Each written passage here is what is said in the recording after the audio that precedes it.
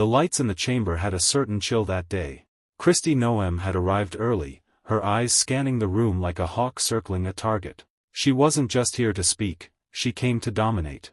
Her team had whispered for days that she had a moment planned. Something bold. Something headline-worthy. And then Jasmine Crockett walked in, calm, precise, and unreadable. Her entrance wasn't loud. It never was. But it had gravity.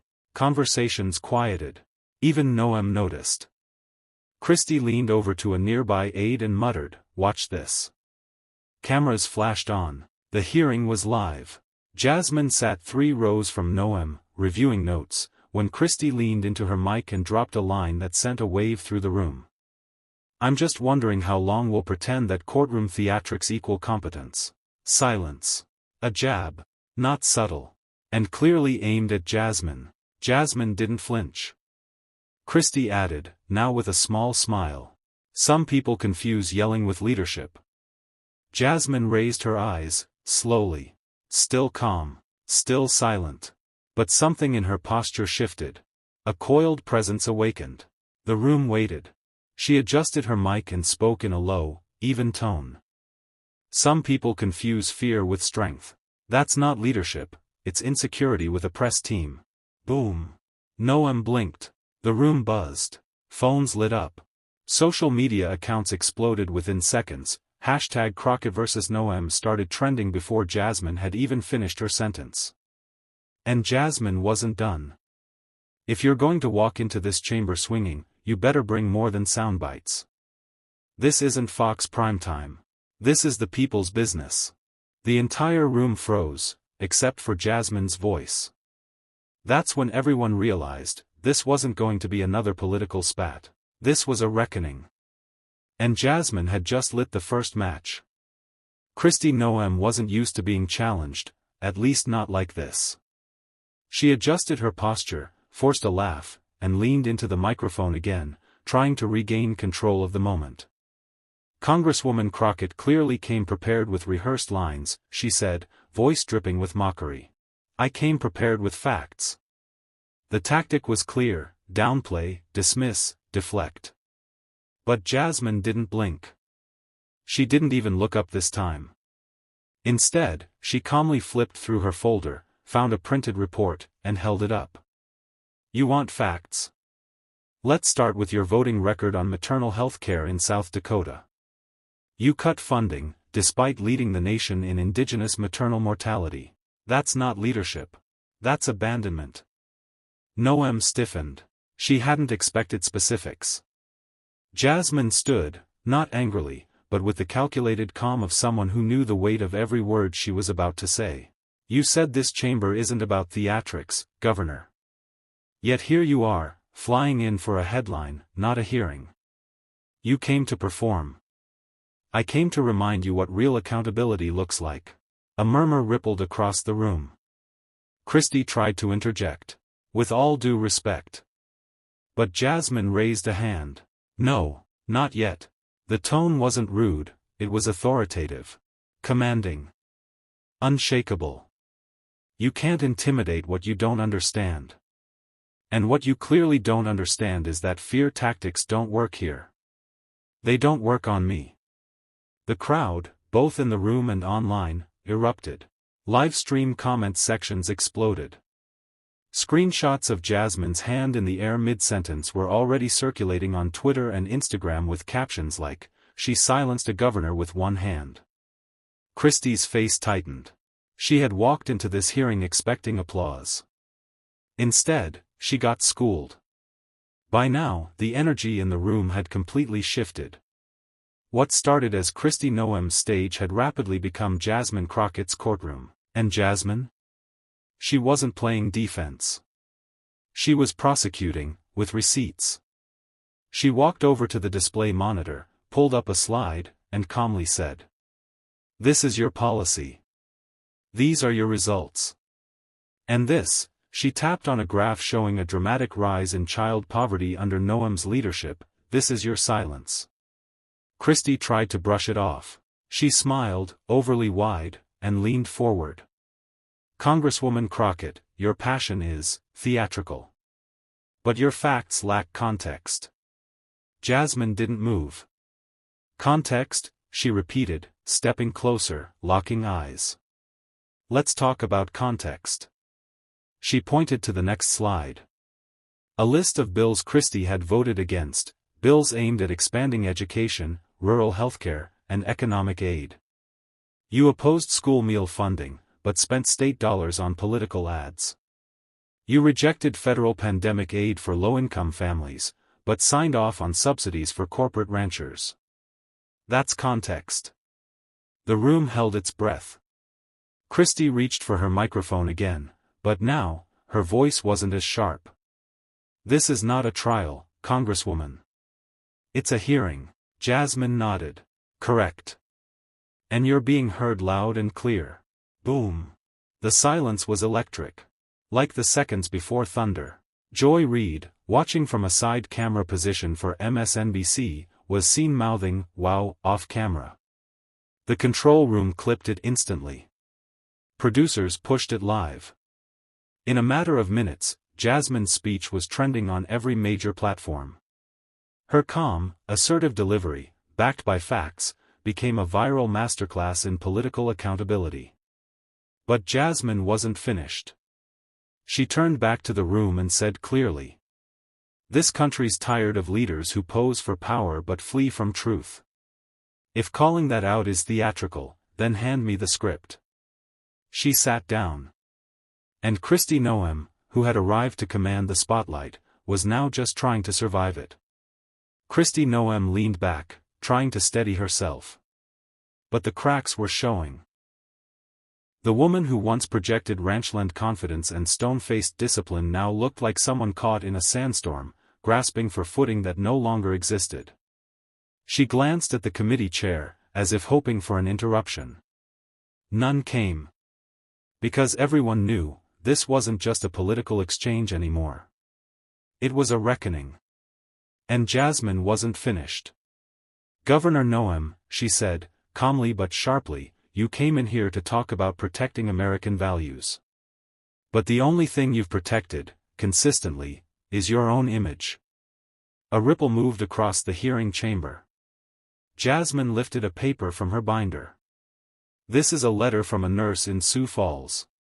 She worked 3 shifts during the COVID peak without proper PPE because your office rejected federal supply assistance." Her quote, "We weren't essential. We were disposable." Kristi blinked, hard. "You can't put that on me." "I'm not putting it on you," Jasmine cut in, voice steady. "The people of your state did." Another slide lit up on the screen behind them. It showed protest signs from teachers and healthcare workers across South Dakota. Each sign bore a common thread: neglect isn't leadership. Kristi, eyes narrowing, reached into her folder and fired back. "Congresswoman, I don't need lectures from a partisan talking head. That was a mistake." Jasmine leaned forward, folding her hands together. "You're right, you don't need a lecture. You need a mirror." The chamber was still. Tense. Glued. Jasmine stood up again. "See, you came here thinking you'd get a viral moment. Maybe a soundbite for your next campaign. But the truth doesn't play by your production schedule. This is reality. And in reality, policy has consequences. Neglect has names. And leadership? It requires more than a photo op on horseback." The room exploded in murmurs. One of Kristi's aides stepped forward, whispering something urgently in her ear. But she didn't respond. She couldn't. Jasmine had taken the narrative. And she wasn't letting go. Kristi Noem tried to rally. She adjusted her microphone, lifted her chin, and spoke as if she still held the floor. "I won't apologize," she declared, "for standing up for traditional American values. Our state believes in independence, in discipline, in earning, not demanding, respect." The words were sharp. Practiced. But they fell flat. Jasmine didn't flinch. She waited, eyes locked, then slowly stood once more. You talk about independence, Governor, she said, but every time your policies fail, you blame Washington. You talk about discipline, but your decisions abandon nurses, teachers, and working families. And you talk about respect? She paused. Respect isn't inherited by office. It's earned through service. Through truth. A wave of quiet applause rolled from the gallery. Noem looked toward the chairman again, but he stayed still, hands folded. Jasmine pressed forward. Let's talk about your record. You cut mental health funding by 27%, vetoed postpartum care extensions, and slashed school nutrition programs while your own travel budget increased. She turned to the room. This isn't about party. It's about priorities. Kristi fired back, voice rising.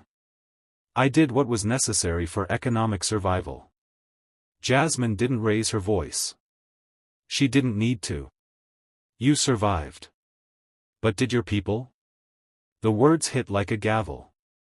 For a moment, it felt like Kristi might walk out. Instead, she leaned back. But her silence said everything. Jasmine stepped forward again. I didn't come here to play games. I came here because too many of us watched our leaders fail, and pretend it was strength. She looked directly at Kristi. Truth isn't a threat, Governor. It's a mirror. And today, you had to face one. The room was silent. Even the cameras didn't dare pan away. Jasmine gathered her papers, looked back one last time, and said, "That's all I have." But everyone knew, it was more than enough. By the time Jasmine returned to her seat, the entire chamber felt different. Reporters were scribbling faster. Aides whispered frantically into phones. And Kristi Noem? She sat perfectly still, her hands clenched together like she was holding onto what little control remained. But Jasmine wasn't done, not with Kristi, not with the country. A journalist in the front row raised his hand. Congresswoman Crockett, do you believe Kristi Noem's leadership is a danger to American values? Jasmine leaned into the mic without hesitation. I think the real danger is when political theater replaces public service. And when someone governs with ego instead of empathy, people suffer. That's not strength, it's selfishness dressed in a flag. Cameras flashed like thunder. Kristi tried to cut in, you don't know the first thing about leading a state, but Jasmine cut her off. You're right. I lead with facts, not fear. That line echoed so loudly even the production team flinched. Jasmine stood again.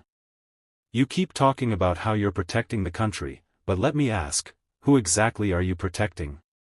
Because the teachers you underpaid, the mothers you ignored, and the children you underfed, they don't feel safe.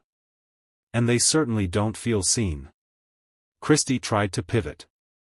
You don't speak for them. But Jasmine didn't blink. No. But they've asked me to. Because when you closed the door on them, I promised I'd kick it back open. Gasps rippled through the room. It wasn't just a rebuttal, it was a reckoning. Jasmine walked off the stage. She didn't wait for applause. She didn't need it. Kristi stayed seated, mouth slightly open, as if she couldn't decide whether to respond or retreat. But either way, it was too late. Jasmine had already moved on, because truth doesn't linger in echo chambers. It walks right through them. Backstage, Jasmine wasn't celebrating. She wasn't posting. She wasn't even smiling. She stood quietly, hands on her hips, watching the playback on a muted screen. The moment with Kristi was already going viral. Headlines popped up every 10 seconds, Crockett shreds Noem in live hearing, truth versus tradition, mic drop of the year. But Jasmine knew better than to savor it. She turned to her aide. Get me the childcare numbers from South Dakota again. I want every stat ready. Her voice was steady, surgical. Meanwhile, Kristi was still at the podium, trying to salvage the moment. She spoke to Fox affiliates, spinning the encounter as a partisan ambush, blaming coastal elites for misunderstanding real America. But the footage told another story, and America was watching. By evening, commentators were dissecting every frame. One host said, "What we witnessed today wasn't just a political clash. It was an expose." And Jasmine Crockett lit the match. That night, Jasmine appeared on a late segment with MSNBC's Joy Reid. Joy leaned in with a knowing smile. "Congresswoman Crockett, you didn't just confront a governor, you confronted a narrative. What was going through your mind when Kristi said she wouldn't apologize for her values?" Jasmine exhaled. "I wasn't looking for an apology. I was looking for honesty. But if someone confuses cruelty for character, they shouldn't be holding the mic." Joy's eyes widened. "Phew. That right there, say it again for the folks in the back." Laughter followed, but the mood remained grounded. Jasmine continued, "I come from a place where struggle isn't a concept, it's a condition. I've seen what happens when leaders write policies with a pen dipped in privilege." By the time the interview ended, the message was clear. Jasmine hadn't just answered back, she had rewritten the script. And the country was finally leaning in to listen. The next morning, Jasmine's team woke up to a political firestorm. Hashtag Crockett vs. Noem was trending across every platform. TikToks were reenacting the moment Kristi's voice cracked. Twitter, now X, was a battlefield, with half the users cheering Jasmine's courage and the other half scrambling to defend Kristi with vague patriot quotes. But Jasmine? She was already in her district office. No glam squad. No spin room. Just a cup of coffee, a stack of constituent letters, and a determination thicker than any headline. She scanned through the messages. One read, "Thank you for saying what we scream into our pillows every night." Another said, "I cried watching you speak. I've never seen someone like me up there, saying the truth out loud." Her aide entered. "Governor Noem's team just requested a follow-up interview. They're accusing you of defamation." Jasmine didn't flinch. "Let them. Truth isn't defamation, it's documentation." Meanwhile, Kristi appeared on a morning show flanked by sympathetic hosts. "She ambushed me. That wasn't politics. That was personal," she said. But as the camera panned out, viewers noticed something missing: conviction. Even her usual fiery tone felt forced, rehearsed. That night, CNN aired a primetime special, The Clash of Vision, Noem vs. Crockett. It wasn't about personality anymore. It was about leadership. The special cut between Jasmine's bold declarations and Kristi's attempts at control, and the contrast was devastating. One commentator noted, "Noem speaks about fear. Crockett speaks from experience." Another added, "You can hear the difference when someone's protecting power, versus people." The clip of Jasmine saying, "I don't need applause, I need change," played as the closing image. Silence followed. The kind of silence that signals a shift.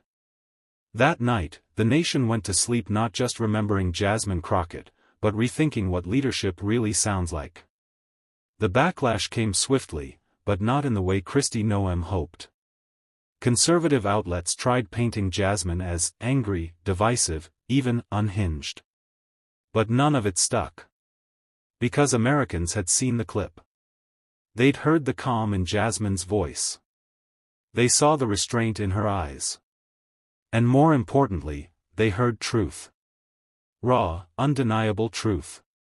A viral video emerged, a split screen. On one side, Jasmine Crockett standing tall, eyes focused, voice unwavering, "You cannot intimidate me with your smile, your title, or your threats." On the other, Kristi Noem fidgeting, blinking rapidly, her jaw clenched as if holding back something less rehearsed. The caption read, "One woman speaks power. The other fears it." It racked up millions of views in hours. In a Texas town hall, an elderly veteran stood and said, I didn't vote for her. But my God, that woman fights like she's protecting all of us. At a campus forum, a young woman said through tears, she spoke like my mother used to. Like a woman who's tired of asking to be respected. Kristi's team, watching polls shift, scrambled to respond. They released a montage, clips of Noem talking about faith, family, and heritage. But instead of inspiration, it landed like nostalgia wrapped in fear. Jasmine wasn't talking about what used to be. She was fighting for what could be. That evening, Jasmine sat for an interview with Joy Reid. The studio was electric. Joy leaned forward, eyes gleaming. Did you know, in that moment, you were reshaping the conversation? Jasmine smiled gently. I didn't do it to reshape anything. I did it because silence has never protected us. And I'm done being polite about injustice. Joy's response? Just one word, damn. The camera zoomed in as Jasmine looked directly into it. This country doesn't need another leader who hides behind tradition. It needs someone willing to challenge it. The broadcast ended, and just like that, the next day's headlines weren't about Noem's offense. They were about Jasmine's clarity. The nation wasn't watching a debate anymore. They were witnessing a reckoning. By week's end, the echo had become a roar. Jasmine Crockett wasn't just a congresswoman anymore, she was a movement. Editorials no longer asked if she went too far. They asked why it took so long. Protest signs began quoting her directly, "Silence has never protected us." Late-night hosts referenced the confrontation like it was a turning point. Kristi Noem brought the script, one joked. Jasmine Crockett brought the smoke. And while Kristi's team doubled down on press releases and carefully choreographed interviews, Jasmine did something no one expected, she went back to work. Real work. In a committee hearing the following Monday, she grilled a fossil fuel executive so ruthlessly that even her political rivals couldn't look away. Ms. Crockett, one Republican finally muttered, "You seem to have a problem with authority." She didn't even blink. Only when it's used to silence, not serve. Across the country, young women, especially women of color, watched in awe. They'd seen leaders talk around truth before. But Jasmine? She ran through it like a wildfire. And Kristi Noem? She faded. Not into obscurity, but into a figure of something Jasmine had outgrown, performative power. Outdated bravado. The illusion of strength. The final blow came when a major news outlet released internal polling showing Jasmine's approval ratings among independents had skyrocketed, especially in states Kristi had once considered safe. A stunned anchor said it best, she didn't just win a moment, she shifted the political center. That night, Jasmine sat alone in her office. The lights were low. The Capitol outside shimmered like a tired monument. Her phone buzzed, another interview request. Another invite. Another headline. She smiled faintly. She hadn't asked for any of it. She stood, grabbed her notes, and walked out the door. Not to be famous. To be heard. To lead. And this time, on her terms. In an era where silence is often mistaken for civility, Jasmine Crockett chose confrontation, not out of anger, but out of duty. She didn't raise her voice to be heard, she spoke truth so clearly, no one could ignore it. Kristi Noem tried to rattle her, to diminish her. But all she did was hand Jasmine a match. And Jasmine? She lit the truth on fire. Because leadership isn't about smiling for the cameras. It's about standing tall when others hide. And Jasmine Crockett didn't just stand, she stood for all of us. This wasn't just a debate. It was a reckoning. And Jasmine Crockett didn't flinch. She led.